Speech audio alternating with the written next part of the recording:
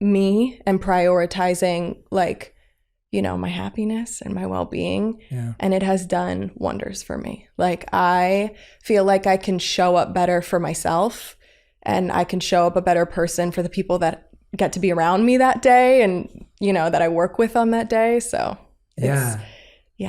So that's what I'm proud of. Yeah, Sorry to give you a long answer to your question. That's an amazing. I won't say I was hoping for that, because I'm always open to wherever anyone's life experience goes. But there's a part of me that loves hearing that. Like, I really appreciate hearing that, because when you've achieved so many incredible things in your career, which you have, to then say, well, this is the part, like knowing how to navigate it, or making the right choices at the right time. Healthy balance. The healthy balance. It's so important. It's important for all of us. Yeah. Like, we have to, this is what we're prioritizing, you know? Yeah. So how did you find the courage to do that at the 23 mark? As you're saying, you're in a competitive industry. As you said, it was overworking. It's fast paced. I'm guessing there's comparison in that industry. There's competition in that industry. Of course. It's not an easy space to be. You're in the top 0.01% in your industry. Right. So it's hard. And the reason I ask this is because I work with so many people in this space, and to have the courage to say, no, I know that if I sort this out, then all of this is going to be just fine. That actually takes more courage than we recognize. We realize that when you have nothing, then there's nothing to lose. You can actually have a lot of courage. Right. But when you have everything and there's everything to lose, and a lot of the time, at least what I've heard in town is, you know, older managers and agents, and I'm not saying you have any of this, but people that I know will be told, well, hey, if you don't do this, like, you'll be forgotten next year, or, you know, your career is only going to last another 6 months. How did you have that courage to say, no, I need to do this? Like, where did that come from? And I think that it's like, I've never thought about it that way, to be completely honest with you. I just knew that if I had gone any further, that I was going to lose myself. I was at that I was on the teeter-totter edge of that point where, had I gone any further, I was probably not going to be great. It was so important to me to feel good that I just knew that it was something that I had to do. And I can't say, like, you're absolutely right. Like, there were so many people around me that had told me not to say no, and told me not to say no, told me not to stop. I fought my way out of it a little bit, because there were people that had worked for me that, you know, didn't want me to stop because it might have benefited them. Of course. But I got to that point, and I just knew I had to do it. And I don't know. I don't know how to explain it, I guess. Yeah. It was just such an unbelievable sensation that I had, where I knew that if I do this, I'm going to be better for everyone, and I'm going to be better for myself, which means I'm going to be better for the people around me, and I have to do this. And so it wasn't really, I want to be able to live with happiness. God forbid any of this ever went away. And I think that was a big moment for me, of being like, I'm going to be okay if I don't get this job tomorrow. And I'm going to be okay if I don't get that job in a month. If I have to take this time to do whatever, things will come. Everything's going to work out the way it's supposed to. And I had to trust that. So. Yeah.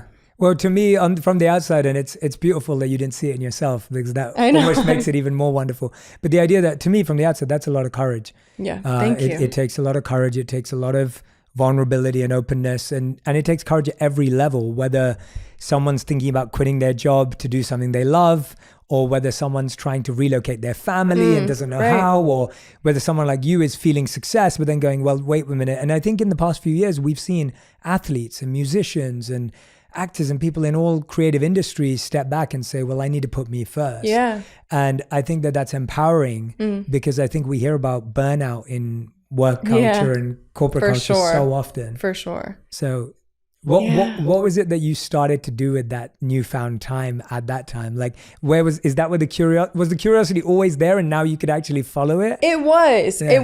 It was always there. And I had a lot of people coming to me telling me about meditation and how it changed their life, and therapy, and so many different things. And I was a bit overwhelmed, because I was like, oh my God, what if this is going to suit me? I think it's a very personal experience. I think everybody has a very different version of all of that stuff.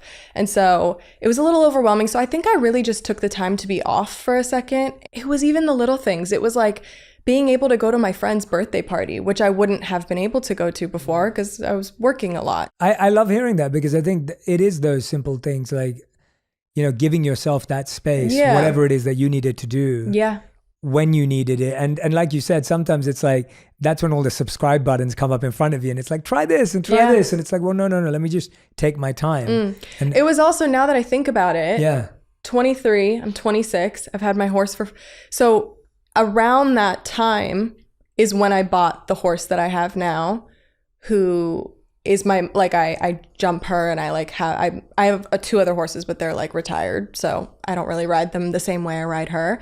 So yeah, I guess it was around that time too that I was like, I'm going to do this because I love this. And like, I want to get back into it. And this is what I've loved my whole life. So it was around that time that I feel like all of that started happening, and I bought my horse, and I like started taking more time for things that made me really happy. Yeah. What I'm noticing in you and observing, or at least from just these... God. No, in a good way. In a good way. It's all good. I was just saying, it's like, it feels like no matter what's happening in your orbit, there's this pillar of belief that it's important to be happy. Yeah. Like, that's like this core center belief in your life where it's like, it's important to be happy. It's important to be happy. That has to be the goal. For sure. And, it's not always easy. We live in such an interesting industry and in such an interesting time with social media that it can be very hard sometimes. You can fall victim to so many things that don't serve you and that don't make you happy.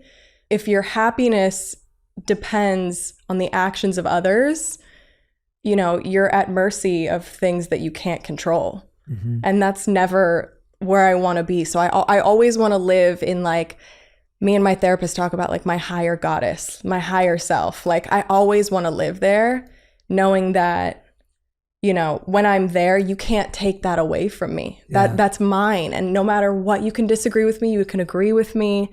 That's not going, I'm not changing. I'm not shifting. I'm here. I'm in my higher goddess. Yeah. So I always live by, like, keep holding my happiness and not letting anyone else affect it. And though I fall victim to it at times, of course, as we all probably do. Absolutely. I strive every day to live in that place. So what are some of the qualities of your higher goddess? So that kind of avatar, like, she's awesome. Like I said, I don't love a pity party. I also like, sometimes it feels weird to, like, say good things about yourself, but I've also learned a lot about talking to myself and a lot about looking in the mirror and being like, you're great, you're gorgeous, you're amazing, you're loyal, you're positive, you're so many, like, I love words of affirmation. I love just sitting there and reassuring myself of who I am, because that's another thing for me. There's so many false narratives about me, about all of us, I'm sure. Like, so many people think they have you figured out when they don't even know the half of it. So sitting there and being like, you get frustrated sometimes. It could feel really unfair. You could be reading something that someone is saying about you, or hearing something that someone's saying about you, and being like, that is so unfair because that's not who I am. Mm. And that really gets to me sometimes, and that really sucks. But then looking at myself in the mirror and being like, but I know who I am. Mm-hmm. And that's all. Why does anything else matter? And my friends know who I am. And my family knows who I am. My dog knows who I am. My horse knows who I am. Like, why does everything else is just noise? I do this exercise. I don't think I've shared this before, but I do this exercise with some of my clients where we'll go on a walk and we'll be on a hike wherever we are. And I'll ask them what they think a piece of, maybe there's a little leaf, or maybe there's a flower or something that looks a little unique on the path. And I'll say, what do you think that feels like? And what do you think it would feel like if you picked it up in your hand? Mm-hmm. And they'll be like, oh, it looks really rough, and like it might scratch me, and like it looks like a bit, like uneven or whatever, and it looks kind of hard and strong. And then I'll ask them to pick it up. And 9 times out of 10, it's completely different. Like they'll pick it up and it'll just dissolve in their hands, or they'll turn it over and the color's really soft. Yeah. The shape's really soft and the color's totally different on the other side.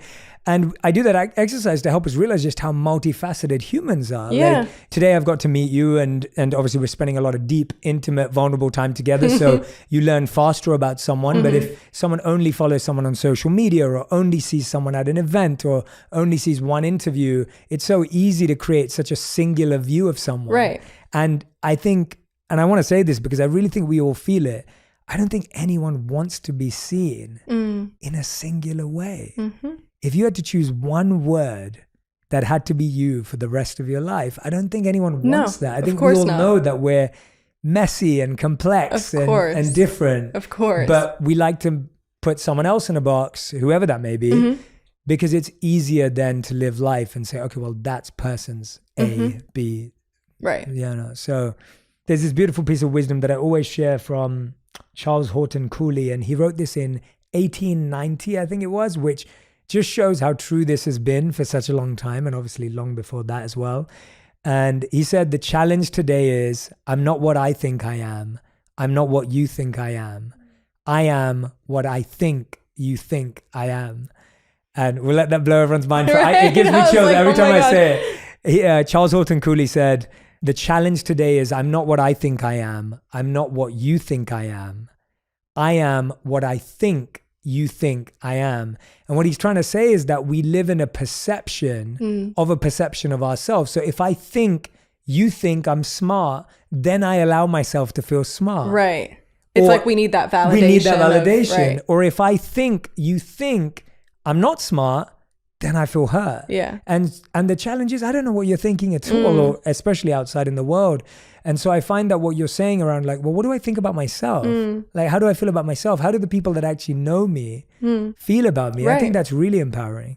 I wanted to ask you, because I feel like from what I've seen and from what I've heard, you have great friendships. You have a great relationship with your family, as you said. Like, what do you think have been really great habits or traits in relationships that have helped you build up good friendships and family relationships? Because I think for so many people, sometimes their friendships and their family can often be the most difficult part. But I feel like the way you communicate or the way you're talking about it, I'm like, okay, there's some really good habits in place here. Yeah. Have there been any principles or rules that you've learned along the way that have been helpful? I mean, of course, honesty. I'm a big person on like keeping a really honest, healthy, communicative relationship. But I also think like, I find it really important to not feel like you're on top of each other when you have your family around or your friends around. It's okay to like, sometimes, even if you're at like a family dinner, running to the bathroom and just being like, let me just take a couple breaths because this is getting overwhelming. That's a great Do you know what I one. mean? So Yeah. I just love to like, take a second. My feelings are valid. Like sometimes my family's a lot, which I bet everyone already knows. And everyone's families have a sense of crazy to them. Totally.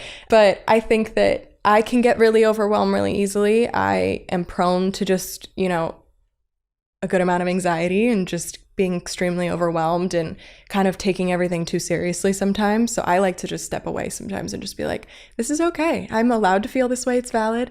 I'm just going to take a deep breath and I'm not going to react. And then I'm going to go back out there and I'm going to be fine. That's a great habit. Sometimes I do that. I love that. I love how easy it is. No one needs to learn a new meditation practice or a new thing. Sometimes that's it's so just as simple as that. Yeah, it's as simple as that. I love that.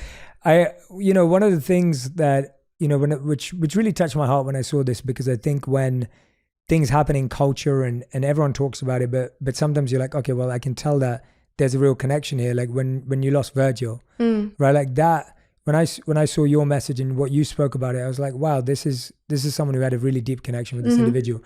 And going through grief is really, really tough. Like, people who lose, and I lost two really close people to me during the pandemic. I'm sorry. Thank you. One was my spiritual teacher since I was 12 years old, and he died of stage 4 brain cancer, and I hadn't seen him during the pandemic. I couldn't go back for because that was still when it was like tight lockdown. So I couldn't go back for his funeral. And, he'd been the person who'd been such a key piece in my life. Wow. And then the other person pretty much in the same year was my best friend as a monk. So he was still a monk.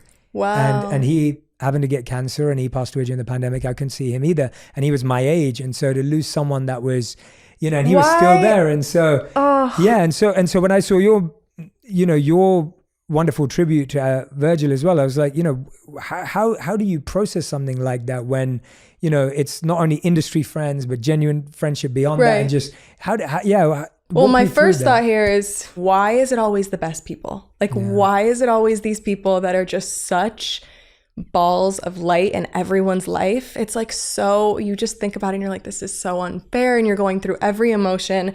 And to be honest, it was really shocking because not everyone knew what he was going through and suffering from. So it was really shocking. I'll never forget the day I found out, and it just absolutely obviously breaks your heart. And you can't help but be like, oh my God, did I ever say enough? Did I ever tell him enough? It's really interesting to share that feeling with so many people. Yeah. It feels good in a way. And you're just like, it makes you feel so human. And you're sharing this emotion with people that knew him, people that didn't know him, people that just loved him from afar. And it's just a really beautiful and incredible thing to a certain degree, but then also just obviously the most devastating thing. It hits so hard when so many people are talking about it and so many people are affected by it. So it was definitely a really shocking, really sad time. Yeah. It was, yeah. Yeah, and it's really interesting what you said there. Is like, why, and I had that with my spiritual teacher for sure. I was just like he was, and what's really powerful about what I could at least remember from him at that time was that even though he had stage 4 brain cancer, which means he'd lost his short-term memory and a lot of his long-term memory was impaired, if you ever met him, he would just thank you for your service to God. Like, he would just say, thank you for everything you're doing for other people. And he would just be grateful. And I was just like, that's exactly how V was too. He Really? was the most positive, lived life, like appreciative, wanted to say yes to everything, wanted to just be there for everyone. You could literally ask him to design a pencil for you and he would be like, it'll be done tomorrow. What else do you need? Like, he just had so much to give, and he gave it. And that was pre his diagnosis. That was that was just who Virgil was. And so to then find out what he found out at a certain point in his life and still be that person, and still like, I'm going to show up for everyone. Yeah. And like, my time here is so special to all these other people, and I'm going to like be here to make them feel amazing. It's just like unreal. Like, it makes you just be like, what? Yeah. Like, how could you be that incredible and giving? Like, that is so crazy. Yeah. There wasn't a selfish bone in that man's body. Like, he was just the best. So. Yeah. But I'm sorry to hear about your. Oh no. I think it's actually nice speaking about people that we both love in a similar way, even though they're in such different places in life doing very different things. Yeah. But to talk about someone's, and I think that's a big part of it for me, at least with grief, that I feel like when I talk about the beautiful qualities of the people that I lost, it gives me so much confidence that they want me to live it and they want me to try and embody it, and that how fortunate we are to have experienced that type of humanity. Yeah. Like, and those are my thoughts of him. Yeah. Like, I think all we ever really want as human beings is to be, when we do leave this earth, we want to be remembered so beautifully and positively. I know, at least I do, of course, but like, you of course want to make people feel something. And he made so many people feel something. And for that, it is so special. Like, they say that we have our purpose here. And I know that he fulfilled a purpose here that he was supposed to fulfill. And I think I think about it beautifully. Like, obviously it's a very, very sad situation, and it breaks my heart, but I have nothing but beautiful thoughts of him, and I think that's really cool and really special. So yeah, thank you for sharing that too. Yeah. And I had to ask you because I love hearing amazing things about amazing people that, because I think so many of the most incredible people, I grew up reading about people that I never met. And I spent a lot of my life studying books about people that I never met. So Malcolm X and Martin Luther King and Einstein, and people that I really see as people that have directed so much of my life from how they lived. And I feel like he was potentially one of those people that I never met him, but For whenever I sure. hear about him, I'm just like, For sure. oh, this is someone that we could learn from. For sure. You spoke about purpose there. I was wondering, how has your purpose changed? You had this very confident view of, I want to be a model. You know, you've superseded, exceeded, and continue to flourish in that world. And I always wish that you do. How has your purpose evolved as that time's gone on? I think I've learned a lot. I've learned a lot about myself, about what I want from my life, and which is kind of what we've been talking about. But I'm actually really excited to get older and to learn so much more about not only myself, but like the journey and the path that I guess want to take and want to be on. So I'd say, you know, my purpose has evolved from obviously within business, doing what I want to do and making sure I'm happy and finding the thing that I love and all those things. But I've kind of, like I said, really tuned into me. And I think my purpose, at least at this very moment, and what I've kind of evolved into is my higher goddess. Like, I am determined to tune into her at all times. But also, as I get older, I have so much that I want to connect with other people and with, you know, AKA social media and people that may not know me personally, and just, you know, the following. Like I said, I was given this life for some reason. For whatever reason, I was placed here, and I do feel a purpose to share and connect and put a smile on people's faces or make someone feel a positive feeling. And so I think that within me wanting to achieve, me tuning into my higher goddess, I think that also entails me being a great version of myself for other people to then experience, and my tips and my tools and whatever I can share, whatever help I can give. I really, you know, as corny as it sounds, I want to spread love. Like, I want people to feel love. That's really, I guess, the purpose. Yeah. That's beautiful. I mean, what more could you ask for? Yeah. Right. Yeah. And it is funny that so much of the stuff that is corny or, you know, whatever, that's the stuff that's true. Right. Like, that's the stuff it is. Yeah, like, there's also just, we all just like live in such it's an interesting time, obviously, and it can feel really negative. Yeah. And I tend to stay off of platforms like social media platforms because it's hard to look at sometimes and it feels really negative. So I feel like we all just need a little bit of a smile sometimes. Yeah, I agree. I post these videos every day, which are just these fun, silly things that happen in the world that my team will find, I'll find. And I post them every day literally for that reason and that reason only, because I'm like, I may or may not say something that makes someone smile, right? But this definitely will. Like, right. this without a doubt will bring some joy to someone's life. That. And if this is the only joy that someone experienced, I want them to see good in the world and believe that there's good in the world. That's one of my favorite things to see on TikTok. When I sit in my bed at night and fall victim to TikTok, I love to see, there's people that'll post like, here's like 5 amazing facts that have happened in the world in the last couple weeks or whatever, and it'll be like, pandas are not extinct anymore, and like the Great Barrier Reef is coming back and stuff like that. And so I'm like, that's so cool. That's what I want to hear. Exactly. And you know, if it was like it's going down, it's like it's going to get a lot of likes and hits. But if it's going up, it doesn't get the same attention. Yeah. Why do we like gravitate towards the negative so much? Like, no, very interesting. We have to retrain. I genuinely believe it's just a pattern. It's a pattern and a habit that's been adopted for so long. Absolutely. And we have to retrain ourselves. The clickbait of it all and the whole thing. And we're like, that's going downhill. I need to see what's happening. And we just like... We do need to retrain our brains. It's exactly what it is. Yeah. And it starts with what you said earlier. It starts with how we see ourselves. It is all from that. If someone looks in the mirror, as you were saying earlier, or if someone just reflects on themselves, not physically, but just internally, most of us will spot all the negative things about ourselves. And then we take that out into the world and spot all the negative things about everyone else. And then we take that out into social media. And so that just propels from... If you it's all a reflection. It's all, If we ask someone to sit down and write down, as you said, we feel uncomfortable taking a compliment, or we feel uncomfortable saying something nice about ourselves. Exactly. And so it all starts with our relationship with ourselves. If we were able to find 3 good things about ourselves today, I promise you're going to find 3 good things about the person sitting in front of you, and that will exactly. Yeah.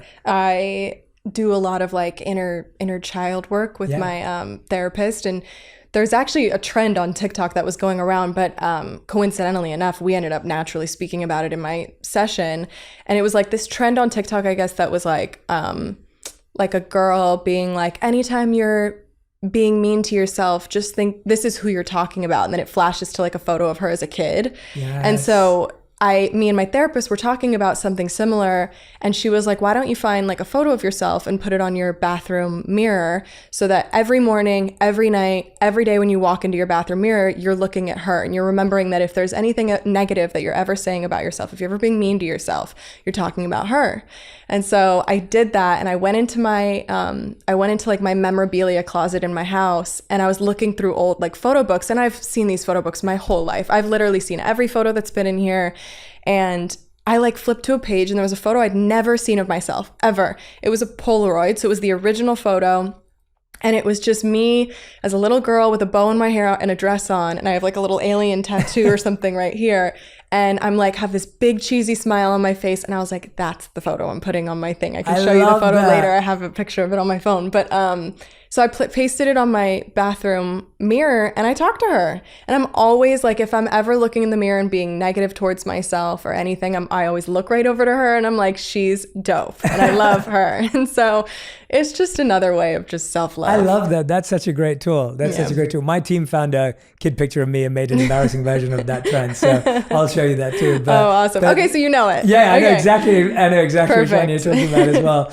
Kendall, you were saying earlier that, you wanted to come here and you wanted to share, and you manifested it, and there were things you wanted to share. What is it that's on your heart that you've wanted to share that maybe we didn't go there today already? Or is there something on your mind and heart as an experience, or anything that really drew you here and made this happen, right? Like, I want to honor that. I think we've honestly touched a lot of what I felt like I would have loved to get off my heart. I don't know. I was really excited, honestly, to come here and share a little bit of me that I feel is very sometimes scary for me to share. And like I said, I came in here and I was a little nervous because this is important to me. And like this part of, everyone's journey and what we're talking about today it's so important. That was, I guess, my intention here today, was to come in and share a little bit of me, and maybe for whoever's watching, they find some comfort in this or some joy from this, or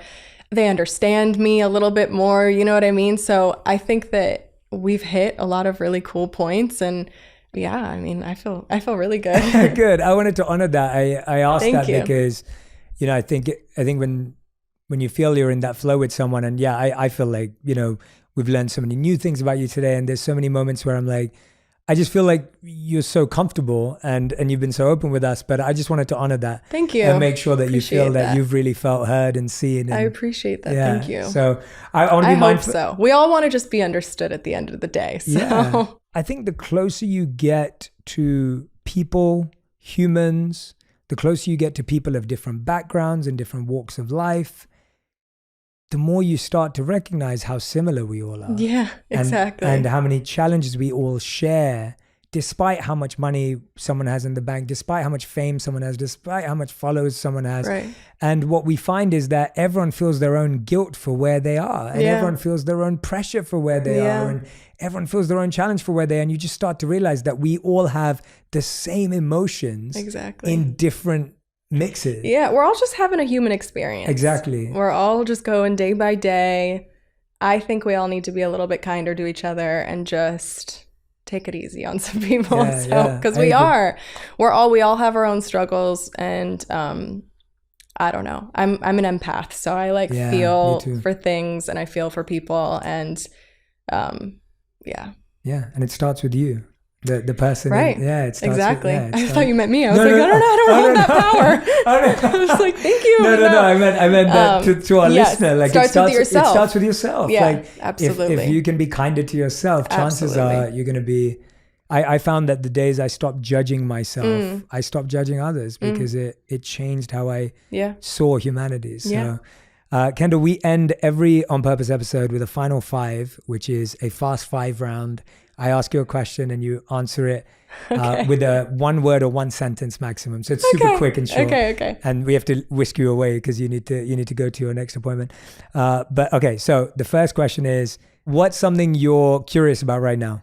Ooh, I am super curious about, I was saying how I love Michael Singer, and I think what I really love, I'm reading The Surrender Experiment right now, and I'm only in the first couple chapters, so he's basically, this is not a quick answer. It's great, I love it though, please. He's basically at the first part of the book where he's talking about how he was curious about meditation and how he got into meditation and how he really just was like on a trip with his friends and his girlfriend in the woods and like sat in a corner or sat at a tree and was like, I'm gonna just really dive into this and see what happens. That's what I'm curious about right now, is just actually, like, I meditate, I do a lot of breathing work, breathing exercises, and I just really want to tap in like Michael Singer did. I love that. That's so beautiful. That's a great answer. That's a great answer. Second question, if there's anything that you're working on personally right now, what are you working on yourself? Is there any? Yes. Yeah. I'm working on boundaries, and I'm working on I'm a stressor. Like, I can stress about things in my mind and I overthink, and so I'm really working on like calming down and just letting things flow better and not being so controlling over things, especially that I can't control. Love it. So, question number 3, what's your favorite thing about founding 818? Ooh, or being an entrepreneur and being a founder? Probably that. Like, I was a model and I worked for people a lot. I kind of love being my own boss and really being able to have my own a place where I can be creative and just really express my creativity and have so much fun doing all of that creative stuff. And I've learned so much, and learning about the culture and learning about the tequila and everything. Like, I've just had the best time. So I love that. Question number 4, what's something you used to value but you don't value anymore? Validation. Great answer. I don't care anymore. Great answer. At least I'm telling myself that. Yes, yeah. Well, we have to make it a thought first. Right. Yeah. No, but it's true. Yeah. Like, I used to care so much more about validation. I really don't care anymore. At least as much. Thank you. Yeah. 5th and final question. If you could create one law that everyone in the world had to follow, what would it be? Ooh, I would do like, on like a Sunday, you have to take half the day and like not look at your phone or something. That's great. I love that. That's a legit law. That's great. Right? Yeah. Would be kind of nice. Or the full day. Or being really crazy. I love that idea. I love that. Kendall Jenner, everyone. This was amazing. Kendall, this honestly, and I'm excited to catch up afterwards too. Yeah. But there was just so much flow and synergy in this whole thing happening. And I couldn't thank you more for doing this with me here on Purpose. And I hope that this is the first of many times that we'll do this, but I hope it's the beginning of a beautiful friendship for sure. and relationship. And for sure. I want everyone who's been listening or watching back at home, please let me and Kendall know, tag us, letting us know what resonated with you, what connected with you, like what was it that you've got curious about, or what was something she said that just shifted your perspective, or where you learned something new. I'd love to hear it. I know there were tons of moments for me where I was listening going, this is amazing. This is incredible. This is awesome. So any wisdom nuggets that stuck out to you, please let us know, because I love seeing what made a difference in your life as well. And a big thank you to Kendall for opening our heart and opening up our mind. Thank you. So I'm honored. Thank you so much. Thank you so much. Thank you. That was amazing. If you want even more videos just like this one, make sure you subscribe and click on the boxes over here. I'm also excited to let you know that you can now get my book,